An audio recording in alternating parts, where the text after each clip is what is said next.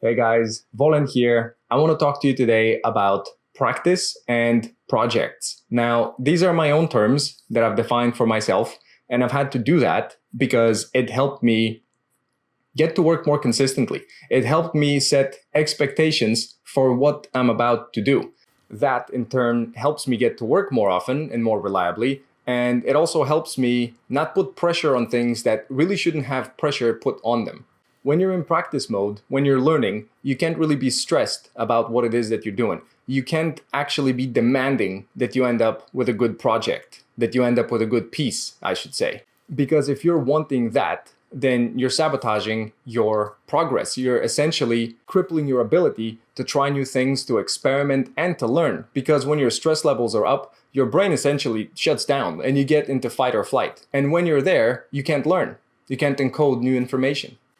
Some of the comments that I've received make me think that people think that I'm asking them to do some sort of mental jujitsu, to do like a Zen practice with their paper, to just sit there and just be okay with whatever happens, just like, hey, let's draw your nose. Okay, that's an okay nose. Well, actually, it's pretty bad. Let's try it again. Okay, that's even worse. Okay, one more time. Now, you know what? I'm gonna go do something else. I don't care about this anymore. And that's really not what I mean. There's a time for when you should demand something good to come out, or at least try for that. There's a time to try for a product, and there's also a time to just be studying in order to improve your product, the piece that you're working on. Normally, when we first start out, we start with an idea for a project. We want to make something. We want to make an image. We want to communicate something in an impactful way. So it's very easy to start with a project and make it even more elaborate by making it impactful and having to be meaningful and having to be this and that. And at the same time, we're completely unprepared. So we have a lot of expectations for good projects, but at the same time, we don't really have any practice.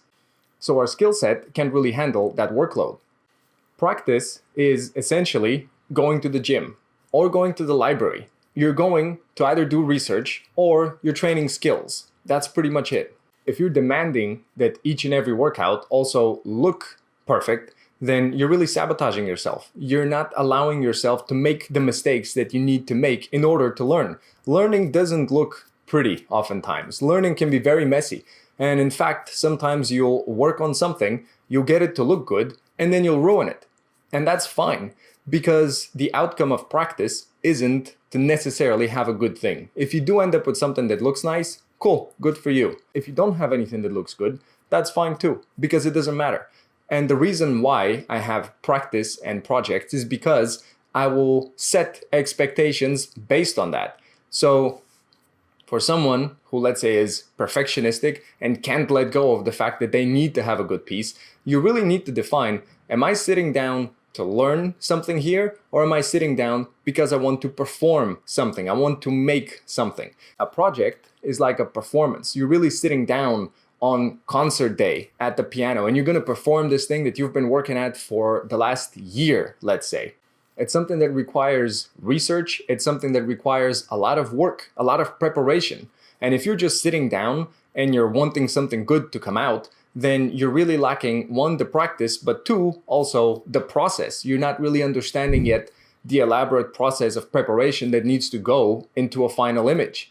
You're really demanding performance where it's not possible. It's like a stand-up comedian that's never been on the stage before, and then they go up and they don't have any material and expect that they're just gonna make it up on the spot, which is maybe you'll have something here or there. It's very unlikely. And if they get heckled, what happens then? The whole thing just crumbles down. You don't have preparation. Now, an experienced stand-up comedian, they have comebacks ready. You go at them, they go back at you. They're prepared for when things go wrong. And that's what a professional artist has also under their belt. They have this preparation, they have improvisation, they have all of these things that I have practiced and trained and they can rely on. Which is why sometimes looking at tutorials is so tricky, because the person can be talking about something and you may think, okay, what they're saying is what they're doing. But at the same time, they may have such a repertoire of different skills that they're also relying on at that very same moment that they're just not thinking to mention, or that they can't mention because the video will then have to be narrated on 10 layers of different narrations that you need to watch it with. It would just be impossible to say everything that happens in each and every instance. So one problem is that we can go all in on projects and not understand that there's preparation and practice that needs to go before that. Another thing that can happen is what I call practice tunnel vision. And that's when you get stuck in a rabbit hole somewhere and you're doing something over and over and over and over, and you don't really have a next thing. You're not really sure what comes after that. So you find something. I do that all the time. I do this constantly. I'm probably doing it right now. You'll be doing what it is you're doing. You'll find something that you're not good at. And the next thing that happens is, oh my God, oh my God, oh my God, oh my God, that thing that I'm not good at. I need to do that thing I'm not good at. Oh my God, that thing I'm not good at. I'm doing that thing right now. And I need to do that over and over and over again. And the thing about art is that it's full of rabbit holes. If anything, art is essentially you're moving through this field that's covered in millions of rabbit holes. And you need to go into a lot of those rabbit holes, but you really have to train yourself to not stay there very long. There's been quite a few comments asking, when should they move on to the next thing? So when should I be finished here and when should I go to the next thing? And there's also the tunnel vision thing was a comment about drawing straight lines. There was one particular comment about I'm trying to draw straight lines and I'm doing it over and over and over. And my question for that is, what are the straight lines for? What's the straight line gonna get you? Because cool, let's say you spend a week on that, maybe 2 weeks, maybe a month. So let's say your tunnel vision straight lines. Okay, cool, you get your straight line. Now what? Did that get you what it is that you wanted? And if it did get you part way of the way there, is this one step out of, let's say, 1,000 steps that you need to put in to create your project? And if so, was that worth the 1 month investment? So is this one step, let's say 80% of the whole thing you want to be doing? So let's say if you want to be drawing houses in perspective, okay, straight lines are going to serve you well. But if it's not that, then just how big in the grand scheme of things is this straight lines thing? Should you be spending that much time on it? So what I'm proposing here is essentially a solution to both of those problems. If you're in a rabbit hole and you're doing straight lines or you're doing circles or you're doing 5,000 heads in a day, whatever your current thing is, I would like you to think about, well, what's the bigger picture of that? What is it that I'm ultimately wanting to do with this thing? Because then you can better decide just how straight does my line need to be. So my solution to both of those problems, the tunnel vision practice and also when to move on, would be to combine a project with practice, and this is what it would look like. So let's say we pick drawing houses, and let's say our current rabbit hole is drawing straight lines. Okay, you've worked on the lines for a while. Let's now try a house. So the ultimate project may be draw this particular house, and then you have to also define, do I want to draw it from imagination? Do I have reference? So that would further change what the entire project is going to look like. Sometimes, to make things even more complicated, bigger projects are made of a series of smaller projects. So we may have to break it down, but breaking it down into the smallest possible piece is how you advance. So we take this house, it's made of straight lines. Okay, cool. Let's try and just draw the house in outcome independent style, meaning it's just practice. It doesn't matter what you end up with because this is not the final project. This is just testing the project. This is preparation for the project. So let's just give it a try. Let's try and draw that house. If it's not too elaborate, hopefully. So you can just start and do the boxy forms of the house, just the very biggest, broadest strokes that you can make. Okay, cool. Did that work out? Yes or no? If no, try it again. And also, you can look up how people do straight lines. Do you need to do them perfectly? Do you need to do them vertically and also do them horizontally and diagonally? Do you need to do it like that? A lot of the best pros will essentially just do one straight line, and then they'll rotate their paper and be able to do another straight line and rotate it again and do another straight line. So you're essentially just doing the same stroke with your hand. You're not necessarily training every single possible angle of a straight line that you can possibly think of. No, it's actually just one straight line because the goal is the house. It's not the straight line, it's the house. Now, let's say your next goal is to draw a house from imagination. Well, what are we going to have to do there? We're going to have to also understand a little bit about houses. We may have to learn a little bit about design as well. So the next problem then becomes just what is a house? How is it built? How is it designed? How tall is a doorway? Where does the window sit? What would the gutters look like? What details would there be? Now we're making things more complicated. So your practice now would look something like, okay, let me look at a couple windows. Okay, cool. Let me see if I can just draw those. And let me just draw them one at a time. Let me just draw one window. Okay, so. Let me try a curtain. Okay, cool. So there's fabric there. Now, how elaborate is this thing supposed to look like? Because you can start breaking these things out and be like, okay, well, I don't know about drapery. I need to go study drapery now to figure out how the curtains are going to hang on the window. So this can infinitely expand. So that's why you always need to keep in mind, what is the main goal? The goal is the house. So drop the curtains, bro. Let's just go back. Let's do the window. Let's do the door. Now back to the other question of when should I move on to the next thing? Well, this project that we're talking about here, it's not really made up of one thing. So one, we had some straight lines, but now we're actually doing some design. We're also learning a little bit about houses in general. So we're learning about a subject, we're building knowledge. And now when we start putting these things together, let's say now we draw the house again, which also if you're doing it from imagination, like we said, you may also need to practice some more perspective, may have some extra work that you have to do. But let's say we're putting it together, and now when we're doing those details, now we realize that the lines aren't straight enough. Well, now you have to go back and now you practice. But see, now you're practicing with a purpose. Now you actually have a target so that when you're doing your straight lines, you actually have, cool, this is how straight I need them to be. Because there's a purpose now to this skill. You're not just practicing in a vacuum, which is something that I tend to do, that a lot of us tend to do. Because it becomes familiar. It becomes familiar territory. Cool, I sit down every morning, I do 15,000 noses, then I move on to the next thing. It becomes something that's easy to do. But keep in mind, the practice is always in service of a bigger idea, of a bigger vision, of an image, of a picture, of a product. All right, so let's do a quick recap here.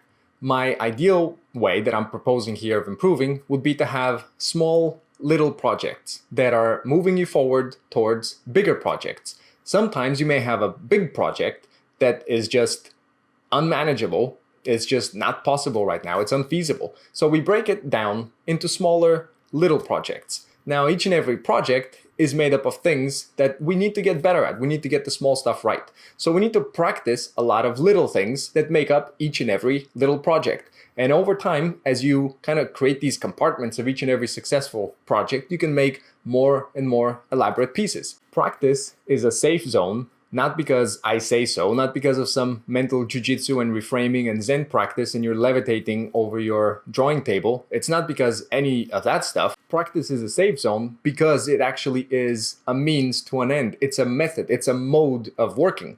When you're sitting down to practice, it really is, there is no outcome here. Anything that you make, crumple it up and throw it away if that's what helps you. That's definitely what I started doing when I was defining this for myself. The idea came from this workout video I was watching, C.T. Fletcher and Big Rob and a bunch of other guys training, and they were working really hard and they were laughing and they were having a good time. And at the end of the session, there was nothing. They didn't have anything. Nothing was created, right? There wasn't a piece. They weren't sitting there looking at the weights that they had lifted and like just admiring and clapping and crying. There was none of that stuff. They all just finished and all that was left was just a bunch of sweat on the ground, let's say, a sweaty t-shirt. That's all that was left. So I was sitting and I was thinking, man, why is it that every time that I sit down, I have to have something good come out? Why can't I just sit there and just go to the gym? Why can't I just feel good that I've done something and then just finish with it afterwards? Just be happy that I did the thing because it's making me better. Same as the gym. So whatever I was left with at the end of that practice session, I would just crumple it up and throw it away. If I was drawing stuff, cheap copier paper, draw on that, finish it up, throw it away. Or I would save it so I can show it to you guys. But that's it. I don't need to have it. It's just, hey, this had a purpose. This was a meaningful activity in order to build something, to build a skill. Done. Let's move on. And keep showing up every day. Before you start, if you're having trouble with this stuff still, is you need to set expectations. What am I about to do? Is it practice? If yes, then what is expected of me when I practice? Well, it's expected that you show up and it's expected that you put in effort. And that's that should be, in my opinion, that should be your definition of success. If I've shown up, if I've done my work, then cool, successful, great, awesome. Let's go do something else. And well done to you for showing up. Cool, let's do it again tomorrow. Now, if it's a project, it's a little bit of a test. It's just trying to see if these things work. But to me, I still treat it the same way. When I'm doing a project, my measure of success is, hey, did I show up? Did I learn from this thing? Did I try out some new stuff? Or did I just repeat the same thing over and over again that I've done before, that I'm not interested in? Which one am I choosing to do? And if I'm doing the one that stretches me, that makes me work hard, that I know that I can use for other projects later on, then cool. It doesn't matter if I ruined it at the very end, right before I thought I was gonna have something good and then I ruin it. That doesn't matter. I can do it again. I can do another project. I have so many more that I can it's free. Like, it doesn't go well, throw it away, do another one.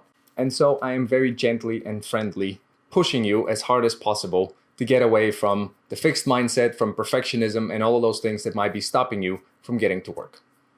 All right, let's wrap up here. It's obvious I'm not going to be able to put everything in here, even though I'm trying. So let's just move on. Let's do it again. If this video helped you, please like the video. Please share it where you think it might be useful. Please subscribe if you would like to see more. Please also leave me your comments. I'm making these videos for you guys. I have no reason to be going over these things. I am essentially looking at your comments and I'm making videos for you. This video that I'm making right now, it has at least 4 or 5 different comments that I'm trying to answer without saying the people's names, because sometimes people are shy about having their names. So I'm just saying one of our friends or something like that and putting it in here. But I am essentially answering your guys' questions. If you made it to the end, let me know and we'll be best friends. Final thing, I've been speaking to our friends at New Masters Academy, and they're happy to offer you guys a 15% off of your entire lifetime of your subscription. So if you sign up for a month, you get 15% off. You sign up for 5 months, you get 15% off each and every month. That's pretty cool. If you do sign up, you'll also be supporting the channel. So thank you very much for that. When you get to checkout, use coupon VOLENCK, VOLENCK, all one word, and you'll get your discount. All right, homework. Final thing. I would like you to take a piece of paper and something to write with, turn off TV, videos, crazy techno music, or whatever you might have going on.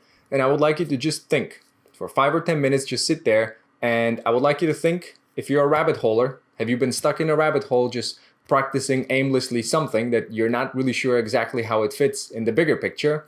Or are you a perfectionist project person? Are you constantly demanding that amazing things come out of you?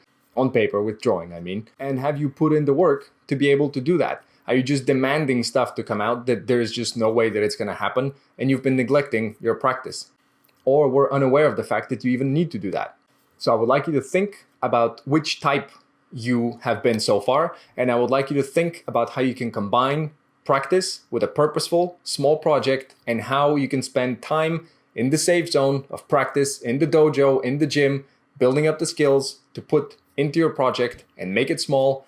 And if you feel like it, share your thoughts and maybe even your project when it's done in the comments. All right, guys, thank you very much. I'll see you.